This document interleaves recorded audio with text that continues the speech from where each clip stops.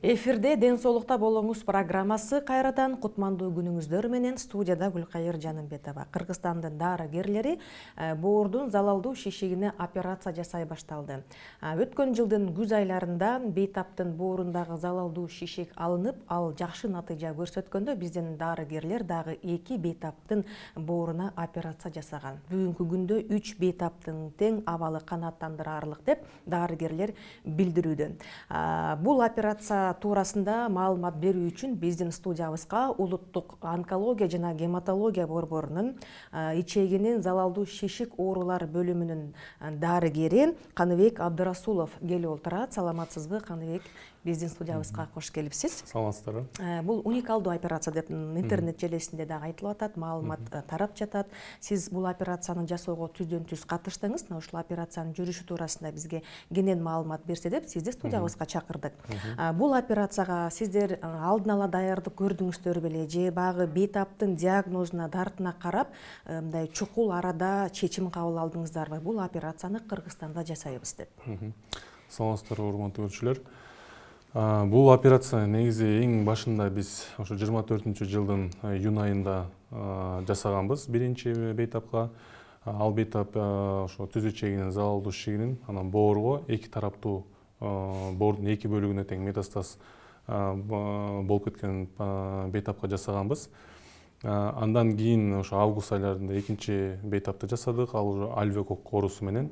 Анан үчүнчү бейтап ушу ал дагы альвеокок оорусу менен жабырдаткан бейтап болчу, ага да жасадык. Кудайга шүгүр, бүгүнкү күнгө чейин ошо баары тең аман эсен, жакшы, даже уже иштеп баштагандар да бар уже. Айта кетсек, бул операциянын негизи өзү уникалдуусу эмнеде? Анткени бул эми башка мамлекеттерде жасалып эле келатат. Уникалдуусу бул биздин мамлекетте бул биринчи жолу жасалды да бул операция. Бул операциянын ар бир бейтап келгенде биз планировать этебиз. То есть бейтап келе калганда эле бул операция жасайбыз дейбиз. Ага чейин биз даярдык көрдүк. Даярдык көрүп, өзүбүздүн жанагындай мүмкүнчүлүгүбүзгө жараша дегендей ошонун баарын эсептеп, шкактап, ынактап туруп, анан ушул операцияларды биз пациентке сунуштайбыз да. Бул операциянын негизи өзү планировкасы деп коет, аябай чоң эмгекти талап кылат. Ошо бизде Кыргызда эң биринчи операциябыз ошо эки бейтапка караганда аныкы мындай оорураак болчу да. Себеби анткени биринчи операция жасаганда биз бир эле моментте түз ичегисин операция жасап, бездердин баарын алып, анан ошо бир эле моментте боорундагы операция жасаганбыз да. Бул операцияны планировать эткенде эң эле биринчи биз ошо боордун канча проценти калат, ошону аныкташ керекпиз. Канча проценти жабыртаткан ошону аныктайбыз. Эгерде боордун түшүнүктөрү бар, то есть 25% кала турган болсо, жарактуу боло турган болсо, 2 сегмент деп коет. Боордун негизи өзү 8 сегмент болсо, ошо 2 сегменти с удовлетворительным желчеотведением, кровоснабжением деп коет. Ошонун баарын карап туруп, эгерде 25%тен ылдый болсо, бул только бул жана цирроз печендерге бул каралбайт. Жакшы печендер деп коет, жана цирроз эмес, химиотерапия алган эмес печендер деп коет, же болбосо жировой гепатоз деп коет, андай болбош керек да. Таза печендер болот. Булар дегенде 25% калса, бул операцияны жасаса болот. Эгерде 25%тен же болбосо 30%тен ылдыйраак болсо, анда эки этаптуу ошо операция пландаштырылат да. Ал эми эки бейтап болсо, алардыкы ошо альвеокок только боорун эле жасаганбыз. Эмне үчүн ошо эки этаптуу операция пландаштырган себеби бар. Боор өзү мындай плотный орган болгондуктан, бирок ичинин баары кан тамыры менен өтөт. Кан тамырлар бар. Башка органдан айырмаланып, бул боорлордо деген 4 кан тамыры бар. Бул биринчиси бул печёночный вена деп коет, экинчиси жанагы воротная вена, анан печёночная артерия, анан желчный протоки деп коет. Анан ошо жайгашкан жерлери кан тамырларга өсүп калса, же жанагы протокторго жакын болуп өсүп калса, анда ушул операциялар болот. Анан экинчи моментте эле эгерде боордун 70%-ин алып кала турган алып салсак, кичинекей калган боордун жанагы сегменти деп коебуз, же участогу деп коебуз, бөлүгү деп койсок болот. Ошол мындай 30 же 25%тен өйдөрөөк болбосо, бул после операциядан кийин бул боор өзүнүн иштеп кетүүсүнө жараксыз болуп калат да, тарта албай калат. То есть жана боордун жетишпестиги келип чыгат да.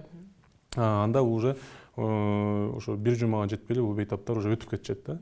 Анан бул операциянын ушул мүмкүнчүлүгү ушул боордун жанагы жабыр тарткан опухоль болобу же альвеокок болобу ошол бөлүгүнө биз кан тамырын буйбуз. Ошол тарапка кеткен кан тамырды жанагы правый портальный вена деп коет, ошону байлап туруп кесебиз. Анан боорду экиге бөлөбүз. Нижний полый вена деп коет, ошо чоң боорду экиге бөлүп таштайбыз. Анан жанагы желчь отток, анан печёночный артерия, анан венозный оттогун сактайбыз. Анан 1 жума, 2 жумага чейин негизи ошо литература боюнча, анан биздин ошо эмгек опыт боюнча ошо 14 күнгө чейин бул боор жана калган 25% калган боор бул еще да өсүп берет. 40%ке чейин же 50%ке чейин чоңоюп берет. Ошол күнгө чейин кайра эле биз анализдерди карайбыз. Эгерде боордун анализдери кайра нормага келген болсо, анда экинчи этапка алсак болот.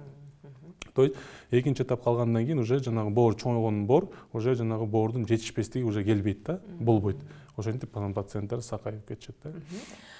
Биринчи бейтап өзүнүн маегинде айтып атат, мага диагноз коюлду, чукул арада 2 аптанын ичинде ири сумманы топтоп чет өлкөдө операция жасатпасам өмүрүң коркунучта депчи. Бул бейтапка деле мына ушул жака барып ушундай операцияны жасатып кел деген маалыматты, багыттаманы дарыгерлер берди да, ошол эле онкологиядагы дарыгерлерби же башка жактан дарыланып келгенби буга чейин?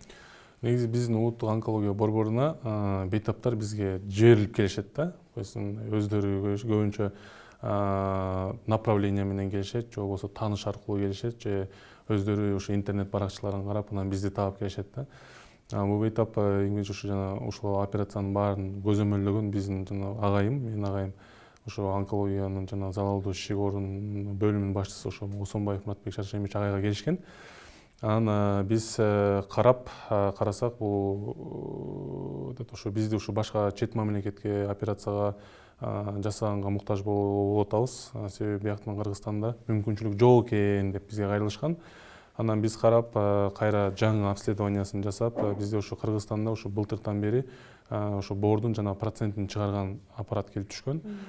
Ошол аппаратка салып, ошо боордун канча проценти калат, канча проценти кетет, ошонусун аныктап, анан биз бияктан жасасак болот деп ошол пациентке сунуштаганбыз. Анан ал пациенттердин баягы чет мамлекетке чыкканга мүмкүнчүлүгү болбогондуктан, негизи эле ал чет мамлекетте аябай кымбат болуп операциялар саналат, себеби высокий технология керек, бияка трансплантационный технология керек. Анан ошонун баары биздин онкологияда жасасак болот да. Вот. Анан ал пациентке биз сунуштадык, даярдадык операцияны, анан алар макул болушту, анан биз жасап бердик. Бул операцияга алынган бейтаптардын экөөсү альвеокок куртунан жабыркаган бейтаптар экен, илдеттен.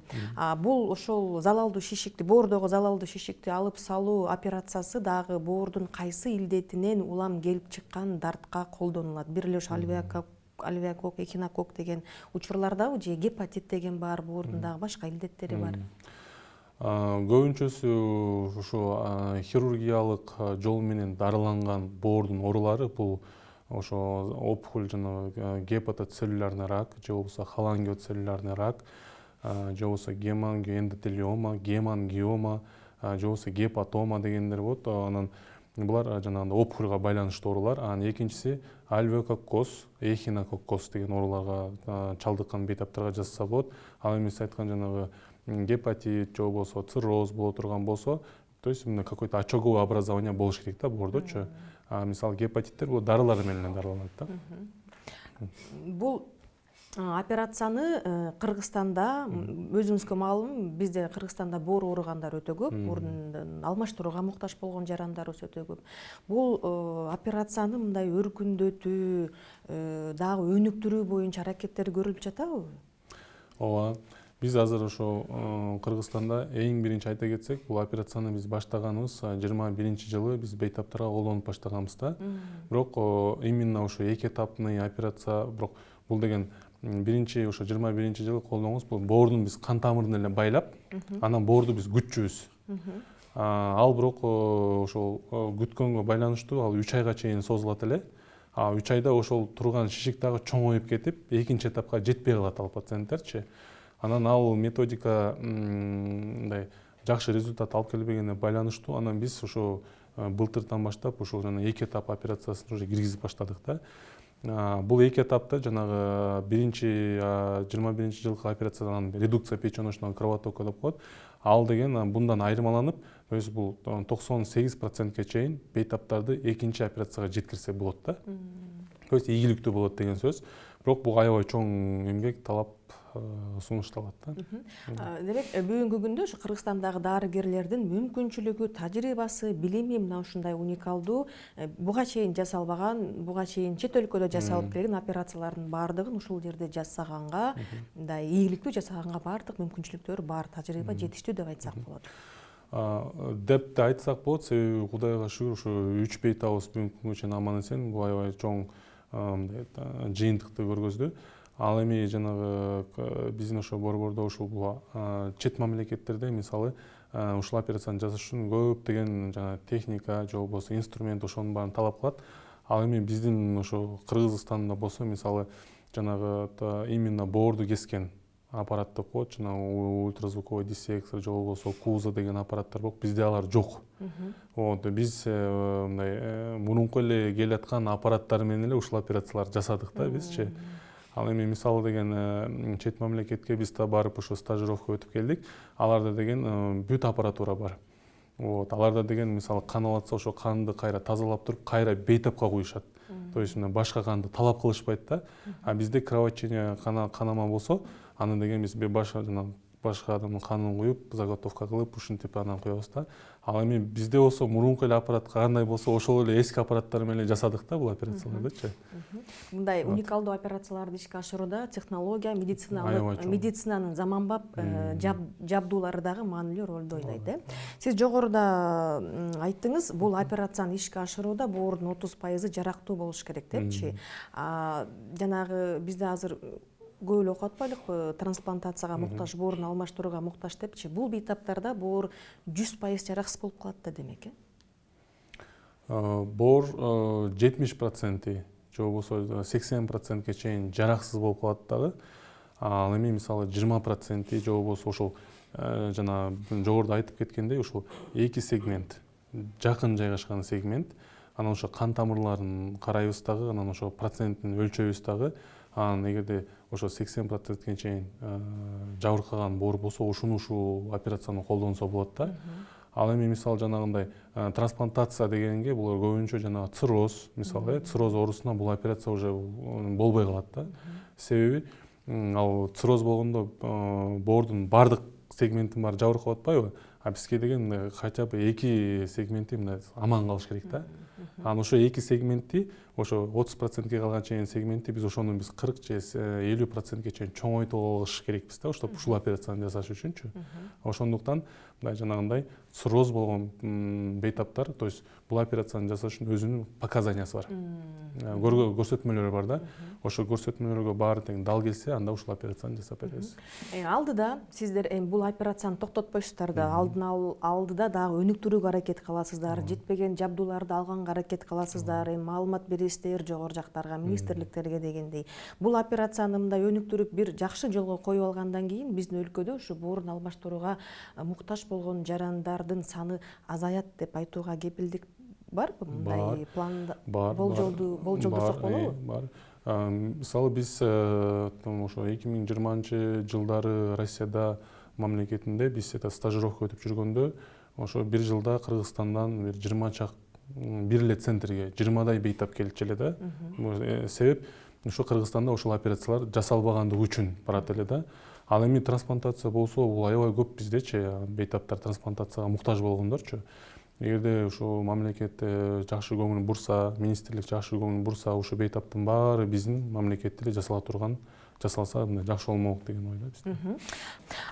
Каныбек мырза, ушул уникалдуу операциянын жүрүшү, андагы кандай мындай кыйынчылыктар, татаалдыгы туурасында айтып берсеңиз. Бул операциянын жүрүшү эң биринчи этапта ошо биз боордун баарын бөлөбүз, бөлүп анан эң биринчи жана кан тамырларга чыгабыз да. Анан ошо боорго деген эки кан тамыр бар, оң жака кеткен, анан сол жака кеткен. Ошо мисалы боордун кайсыл тарабы көп жабыркаган болсо, ошол тараптагы кан тамырды буйбуз, байлайбыз, анан боорду экиге бөлөбүз. Анан жанагы өт жолдорун сактап, артерия кан тамырын, венасын сактап, анан ошол этап менен биринчи этапты бүтүрөбүз. Анан бир жуманын ичине чейин анализдерин карайбыз, бейтаптын абалын карайбыз. Анан 7 күн өткөндөн кийин кайра биз кайталап компьютерден томография жасайбыз. Ошондогу бир жума өткөндөн кийин операцияга чейин жана бир жумадан кийин компьютердин экөөнү кайра салыштырабыз дагы, жанагы канча процентке чоңойгонун байкайбыз да. Боордун Өскөнүн байкайбыз. Эгерде жанагы боордун өскөнү 30%ден жогору болсо, ошол убакытка чейин биз бейтапты анализдерин турукташтырып, нормалдаштырганга аракет жасайбыз. Анан ошо бир жумадан кийин уже боор чоңойгондон кийин аны уже экинчи этапка алабыз. Экинчи этапка киргенде кайра эле ал чоң талап, жоопкерчиликти жана жумушту талап кылат. Мында болсо жана калган жана өт жолун байлайбыз, артериясын байлайбыз, анан жана венасын байлап, анан боорду алып чыгабыз. Анан калган тиги боорун карап, анан ошо чоңойгонун байкап көрүп, анан ошентип экинчи этабын бүтүрөбүз да.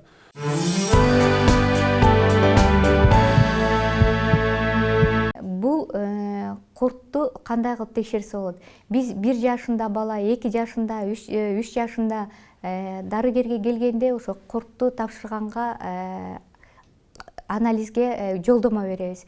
Бирок ата-энелер ал анализ туура чыгыш үчүн эртең мененки жылуу заңды алып келип, анан лабораторияга тапшырышы керек. Көпчүлүк учурда мындай мүмкүнчүлүктөрү жок болуп калат.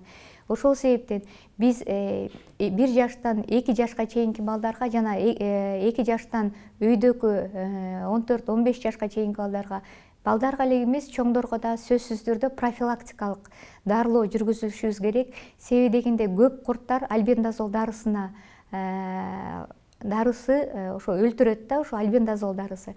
Ошол себептен профилактика катары биз жылына бир жолу, эгер эпидемиологиялык кырдаалы коркунучтуу регион болсо, бул эхинококк оорусу, себеби азыркы кезде эхинококк оорусу дагы аябай көбөйүп, алвеококк, эхинококк оорулары да көбөйүп келатат. Эгер ошондой регион болсо, анда 6 айда бир жолу альбендазол дарысын, альбендазол 400 дарысын бир жолу берип, сөзсүз түрдө берип коюшу керек ата-эне. Өздөрү да ичиши керек, өз балдарга дагы. Ал эми 1 жаштан 2 жашка чейинки балдарга 200 альбендазол, 200 жарым таблетканы жылына бир жолу балдарга профилактика катары берип коюшу керек. Эгерде ошол эле учурда дарыга карабастан балада тынчы кетүү, кандайдыр денесине бир такчалар пайда болуп, бала ичимде көп даттана турган болсо, анда мындай учурда сөзсүз түрдө дарыгерге кайрылышы керек. Дарыгерге кайрылып, анда ошол мите куртка каршы дагы кайталап текшерүү, себеби дегенде заңды кайталап 3 жолу жакшы табыш үчүн заңды 3 жолу текшертишибиз керек. Анан ошондо гана чыгышы мүмкүн. Чыкпаган күндө дагы биз профилактикалык, эгер симптомдору бар болсо, профилактикалык дарылоо жүргүзөбүз. Эгерде ал ушул дагы коркунучтуу дагы инфекциялык оорулар, паразиттик мите курттары табылып кала турган болсо, анда ага дарыгерлер түзмө-түз башка дозада, башкача жолдомо берип, башкача дарылоо жүргүзүшөт. Айрыкча лямблий мите курту оңой менен өлбөй турган эң коркунучтуу курттардын катарын толуктайт. Мите куртун болтурбаш үчүн жашылча жемишти туура таза жегенге аракет кылышыбыз керек. Балага коrodон же болбосо бактан үзүп бербей, сөзсүз түрдө жууп, тазалап, айрыкча малинаны бүлдүркөндү балага берердин алдында бир нече секунд туздуу сууга чылап коюп, анан жедиришибиз керек. Себеби дегенде айрыкча ошо кулпун айда курттардын, жерде өскөн үчүн курттардын жумурткалары ошолордо көп болот экен дагы, балдар көбүнчө ошол аркылуу дагы жугузуп алат экен. Ошон үчүн алма, мөмө жемиштерди болобу, кайсы жашылча жемиш берсек дагы балага биринчи алдын ала жууп, баланын эле колун жуубастан ошол жашылча жемиштерди да туура жууп, туура обработкалап, анан балдарга беришибиз керек. Ал эми андан сырткары бул мите курттар көбүнчө кир кол аркылуу да жугат деп атпайбызбы? Балдарды мектепте жүргөндө биринин колунан бирин тамак алып жебегенге үйрөтүшүбүз керек. Себеби дегенде мектепте балдар ошо бирине бири алма аркылуу же башка тамак аш аркылуу көбүнчө жашылча жемиш аркылуу дагы ушул ооруларды бири бирине таратып көбөйтүп алышат. Бүгүнкү күндө 3 бейтаптын абалы канааттандырарлык деп айттыңыздар. Операция жасалган алдыда дагы жакынкы күндөрү канча бейтапка пландалып жатат. Анан буга чейин операция болгон бейтаптардын бүгүнкү күндөгү абалы кандай? Алар сиздерге келип дагы канча убакытка чейин текшерүүдөн өтүп турат? Бизде залалдуу ишиктер боюнча бизде өмүр бою эле көзөмөлдө калышат. Ал эми мисалы альвеококкоз оорулары менен болсо же эхинококк оорулары менен болсо алар деген уже 1 жылга чейин эле көзөмөлдө болушат. Эгерде эч кандай ооруларда кайталанбаса же эч кандай мындай жанагы жалаптар деп коебуз, ошолор болбосо ошол операция менен айыгып кетишет ал пациенттер. Ошол пациент биз көрбөйбүз үжечи. Жанагы алдыда пландаштырган операциялар бизде бар, бейтаптар келип атышат. Анан бул биздин адамдарга мисалы ушул операциянын өзүнүн жүрүшүн айтсак, возможный жанагы осложнение деп коебуз, ошолорду айтсак, кээ бир пациенттер коркунуч табышат да. Эми Кыргызстанда чет мамлекетке эле жасаталы деп да кеткендер бар, мисалы уккандан кийин. Анан биякта деген билбейм, мындай пландарыбыз бар, жакшы эле баарын эле жасайбыз деген, бирок бул бейтаптардын өздөрүнүн выбору да, таңдоосу да. Аны эгерде бизге келсе, биз жасап, жакшынакай кылып карап, айыктырып беребиз. Сиздер дарыгер катары операциядан кийинки кесепеттер туурасында айтып коесуздар да, адам чоочуп эле дароо баш тартып кеткендер да болуп жатат. Себеби бул операцияны мисалы жанагы 2 этаптуу болгонуна байланыштуу, же болбосо кан тамырларды кесип, кайра реконструкция деп коет, ошону жасап, же болбосо жанагы өт жолдорун кесип, аны кайра реконструкция жасаган, бул аябай чоң чеберчиликти талап кылат да. Тажрыйбаны анан ошо биздин жана айтып кеткен жана агайыбыз, ошонун баарын биз агайларыбыз менен консилиум кылып өткөрүп, пациенттер менен баарын биз ийне жибине чейин түшүндүрүп беребиз да бейтаптаргачы. Себеби бул мындай жөнөкөй операция эмес да, бул операциядан өлүп да калышы мүмкүн. Ошол эле операция маалындачы. Эми ошонун баарын уккандан кийин кээ бир пациенттер ден соолугунан коркушат, анан жок анда биз чет мамлекетке кетебиз дегендер да бар да. А так бизден деле мындай ошолордон тең калышпай эле, ошолор менен жакшынакай результаттар менен жасап болот да. Дарыгерлер деле баягы келип түшкөн ар бир бейтаптын операциясы ийгиликтүү өтсүн, сакайып, толук сакайып чыгып кетсин деп сиздер деле аракет кыласыздар, баягы кайгырасыздар дегенде, кайтып келбесе экен, дарты менен сакайып кетсе экен деп. Бирок баягы иш учурунда операцияда күтүлбөгөн ар кандай кырдаалдар болуп кетет. Биринчи биз мисалы альвеококк менен алган болсок, бул альвеококк оорулары билесиздер, жанагындай көбүнчө мал жаныбар менен тыгын катнаш болгон бейтаптар ооруп калышат да. Анан уштоп ушул оорунун алдын алыш үчүн эми бул бияка деген комплекстүү түрдө керек да, мындай мероприятие керек. То есть биякта деген ошо жергиликтүү ветеринария жакшы болуш керек, өзү пациент өзү аябай билимдүү болуш керек. Анан экинчиси, эгерде анын баары тең жардам бербесе, жок дегенде 1 жылда бир боорду 1 жылда хотя бы жок дегенде 1 жолу бооруну өткөрүп текшерип койсо, ушул ооруну ушунчалык чоң деңгээлдеги операцияга жеткирбей эле кичинекей операция менен же болбосо дарылар менен эле дарылап койсо болот да. Ошондуктан бул бейтаптарга ошо 1 жылда сунуш берет элем, айтат элем, ошо ден соолукка 1 жылда бир 2 жолу көңүл буруп койсоңуздар жакшы болот. Рахмат Каныбек мырза, ошо биздин студиябызга келип өзүңүздөр ишке ашырган ошо уникалдуу операция туурасында бизге маалымат бердиңиздер.